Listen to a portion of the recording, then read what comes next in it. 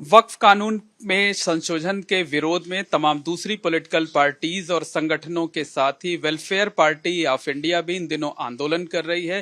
पहले चरण का आंदोलन 27 अप्रैल तक चलेगा। उसके बाद सुप्रीम कोर्ट के फैसले का इंतजार किया जाएगा और सुप्रीम कोर्ट से जो फैसला आता है उसके बाद आगे की रणनीति तय की जाएगी। इस वक्त हमारे साथ जयपुर में बातचीत करने के लिए वेलफेयर पार्टी ऑफ इंडिया के राष्ट्रीय उपाध्यक्ष रविशंकर त्रिपाठी जी हैं। इसके साथ साथ national general secretary Seema Mohsin ji हैं, national vice president Nasira Zubairi ji हैं और नेशनल सेक्रेटरी गजाला जी हैं, स्टेट प्रेसिडेंट वकार अहमद खान हैं और साथ ही साथ जयपुर के प्रेसिडेंट फिरोजुद्दीन साहब हैं। सबसे पहले रविशंकर त्रिपाठी जी से बातचीत करते हैं। ये बताइए कि ये जो विरोध आप लोग कर रहे हैं, आप लोगों का आंदोलन चल रहा है, ये इसके पीछे किस तरीके से आपका ये पूरा मोमेंट चल रहा है, किस तरह से लोगों के बीच आप लोग जा रहे हैं और लोगों को क्या समझा रहे हैं? समझा ये रहे हैं कि ये हमारे स्वतंत्रता जो अधिकार है, धर्म के अधिकार है, ये हमारा खत्म किया जा रहा है। आज तो नाम लिया जा रहा है कि अल्पसंख्यक का खत्म हो रहा है, लेकिन जब ये खत्म हो जा रहा है, खत्म हो रहा है, तो फिर इसमें बचा कौन? हिंदू नहीं बचा, सिख नहीं बचा, ईसाई नहीं बचा, कौन बचेगा इसमें?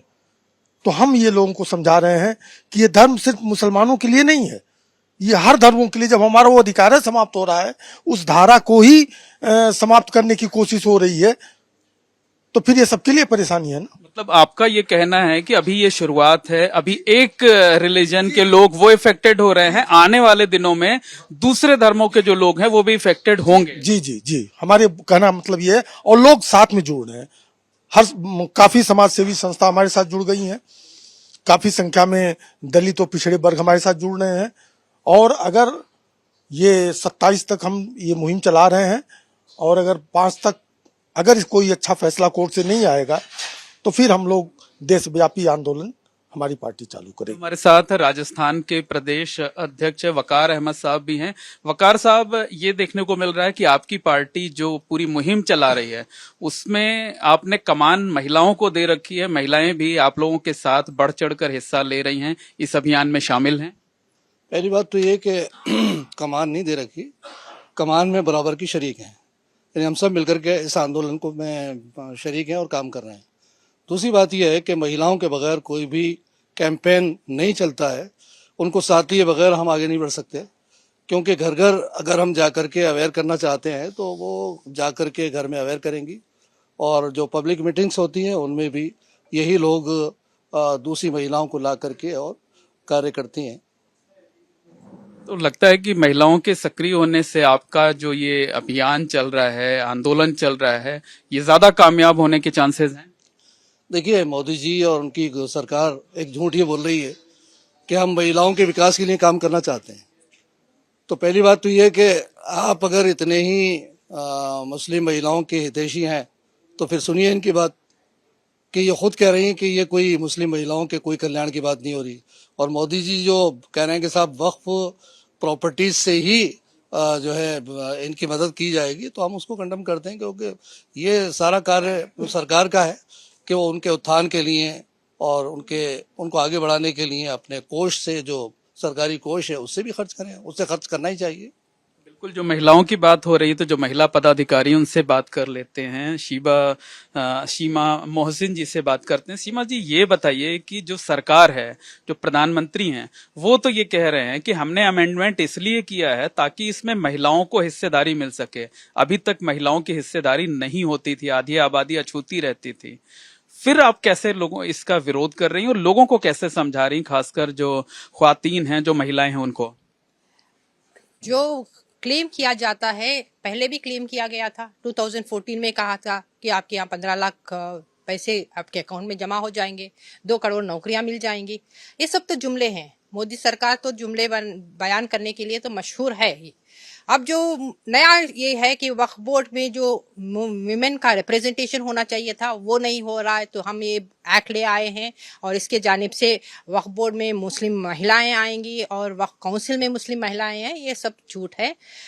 2008 में मैं उसकी जीती जागती मिसाल हूँ। In 2008 I was the first woman member of Karnataka state board of Waqf. और भी जितने भी वक्फ बोर्ड्स हैं, many of the waqf boards have had women members, waqf council में भी विमेन मेंबर्स हैं। और 2000 और जब साचार कमेटी का रिपोर्ट आया कि विमेन को एम्पावर करें थ्रू वक्फ बोर्ड, तो एक एक्सेप्टेड नॉर्म है, इट वाज एक्सेप्टेड। और 2 women were given लाजमी they were put in the waqf boards and waqf councils. तो ये जो क्लेम करना बड़ी बड़ी बातें कि हम इनको एम्पावर कर रहे हैं, उनको एम्पावर करें, ये सब झूठ है। और ये जो वक्फ अल औलाद जो है, दैट इज अ प्राइवेट वक्फ जो है कि आप अपने वक्फ करते हैं, दान करते हैं in the name of God, and God becomes owner of it. तो उससे जो प्रॉपर्टी, जो भी प्रॉपर्टी दान करते हैं, उससे जो इनकम वक्फ ऐसा जो थोड़ा टिपिकल टॉपिक है, तो आम मुस्लिम महिलाएं हैं वो ज्यादा पढ़ी लिखी नहीं होती हैं, उनको वक्फ के बारे में ज्यादा जानकारी नहीं होती है।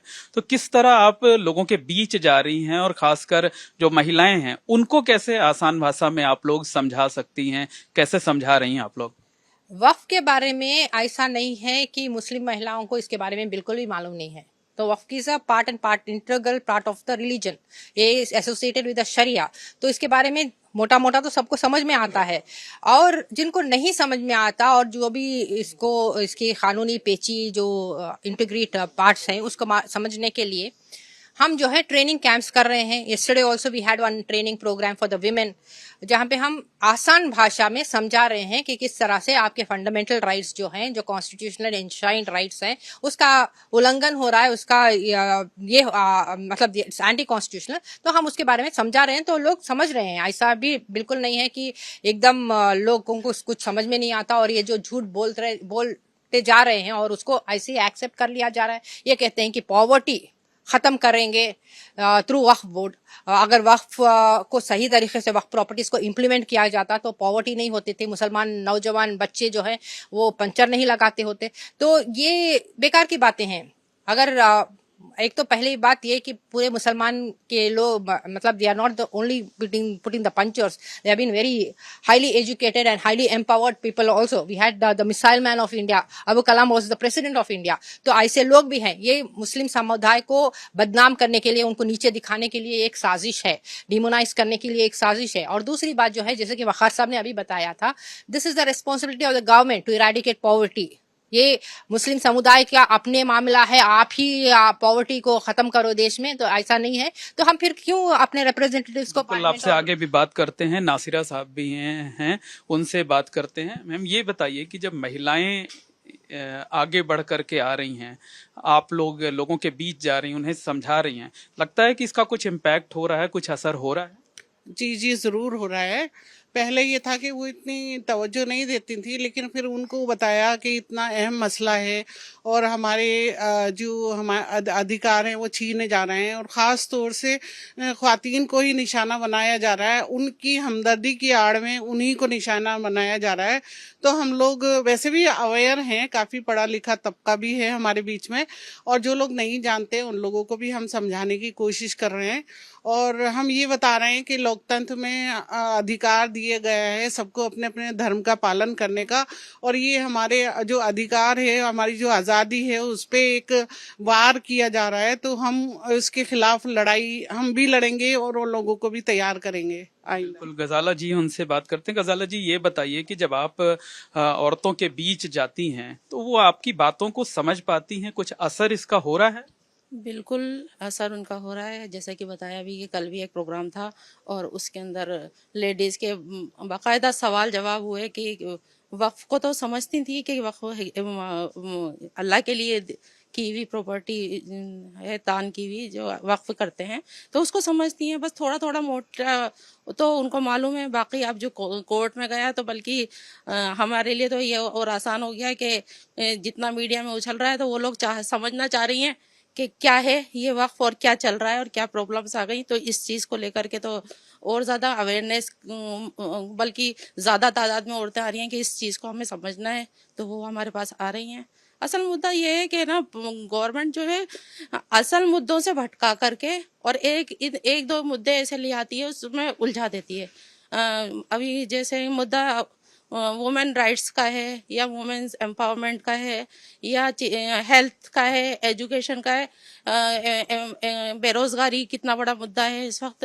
तो ये सारे मुद्दे हैं जो असल करने के काम है, राष्ट्रीय मुद्दे हैं, उनको तो छोड़ रखा है। मतलब आपका कहना है कि ये जो जरूरी मुद्दे हैं उनसे ध्यान भटकाने की ये कोशिश की जा रही है। शमा जी, आप ये बताइए कि जब महिलाएं निकलती हैं, किसी आंदोलन में ज्यादा सक्रिय भूमिका निभाती हैं, तो लगता है कि उसका इम्पैक्ट कुछ ज्यादा होता है?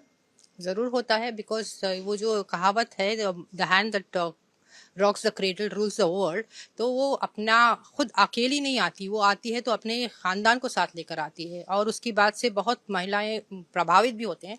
And we are 50% of the population. ऐसा भी कम समझ लेने कि मर्द हजरात हमें स्पेस देते हैं तो हम आते हैं, ऐसा बिल्कुल भी नहीं है। Women have a mind of their own, और वो अपनी बात अच्छी तरह से रखना भी जानती है, और क्यों ना रखें, after all she is a equal citizen of this country. मतलब कहा यह जाए कि जो महिलाएं हैं आधी आबादी की हैं, तो वो अफेक्टेड हैं, इसलिए वो अपनी बातों को रख रही हैं और शायद ज्यादा बेहतर तरीके से रख सकती हैं। आप लोग ये मानते हैं? हाँ बिल्कुल, क्योंकि महिलाएं बहुत अच्छे तरीके से सोचती समझती हैं, हालात का जायजा लेती हैं, और जायजा लेकर के वो अपने अंदाज में बात कहती हैं, तो उसका असर भी होता है सोसाइटी पर, क्योंकि बहुत पोलाइटली और दलीलों के साथ बात करती हैं, तो उसका असर समाज पे होना है, और मैं समझता हूं कि गवर्नमेंट पर भी इसका दबाव पड़ेगा। फिरोज साहब, ये बताइए कि अभी जो आप लोगों का आंदोलन चल रहा है ये 27 अप्रैल तक है। 27 अप्रैल के बाद आगे बढ़ाएंगे या सुप्रीम कोर्ट के फैसले का इंतजार करेंगे? 27 तक तो रेगुलर रहेगा ही, उसके बाद 5 तारीख तक हम सुप्रीम कोर्ट का इंतजार करेंगे। सुप्रीम कोर्ट का फैसला अगर संविधान को बचाने के हित में आता है तो हम सेक्रीफाइस होंगे, और अगर हमारे अधिकारों पर हनन होता है तो हम वापस से 5 के बाद में जन आंदोलन जब पूरे भारतवर्ष में हमारी पार्टी करेगी, और किसी भी हद तक उसमें जाने की गुंजाइश है, क्योंकि बिना बलिदान दिए, कोई कुर्बानी दिए कुछ भी हासिल नहीं होता है। यह हमारे अधिकारों का मामला है, धर्म का मामला है, हमारे धर्म पर चोट है, इसलिए इसको 5 के बाद पहले हम सुप्रीम कोर्ट का इंतजार करेंगे। सीजीआई साहब ने जैसा कहा है उसके मुताबिक उम्मीद है कि कोर्ट बड़ी बात आप कह रहे हैं कि बिना कुर्बानी दिए कोई भी जो आंदोलन है वो रंग नहीं लाता है। महिलाओं ने कमान संभाल रखी। बहुत शार्ट में ये बताइए कि जो कह रहे हैं फिरोज साहब कि त्याग करना पड़ेगा, कुर्बानी देनी पड़ेगी, तो महिलाएं भी उसमें शामिल रहेंगी? जी बिल्कुल, हम लोग जो त्याग और बलिदान देना पड़ेगा उसके लिए हम तैयार हैं। और पहली चीज़ तो यही है कि हम अभी भी अपने घर का आराम छोड़ के यहाँ पर आए हुए हैं, लोगों को समझाने की कोशिश कर रहे हैं, तो हम आगे भी इन लोगों के साथ हैं, और हम किसी भी कीमत पर हम ये बर्दाश्त नहीं कर सकते कि हमारी जो आज़ादी जो हमें कॉन्स्टिट्यूशन ने दी है उस पर आँच आए और उसका दुरुपयोग होए। तो हम बिल्कुल हम मैदान में खड़े हैं इन लोगों के साथ। निश्चित तौर पर कहा जा सकता है कि वक्फ कानून में बदलाव के विरोध में वेलफेयर पार्टी ऑफ इंडिया जो मुहिम चला रही है उसमें महिलाएं भी बढ़ चढ़कर हिस्सा ले रही हैं, और महिलाओं का कहना है कि हमें ये कानून किसी भी कीमत पर मंजूर नहीं है। हम सुप्रीम कोर्ट के फैसले का इंतजार करेंगे, और अगर फैसला हमारे हक में नहीं आता है तो अपने आंदोलन को और तेज करेंगे। कैमरामैन गोविंद साहू के साथ Mohammad Moin, ABP news, Jaipur. For exclusive and insightful videos, subscribe to our new channel ABP Live Premium.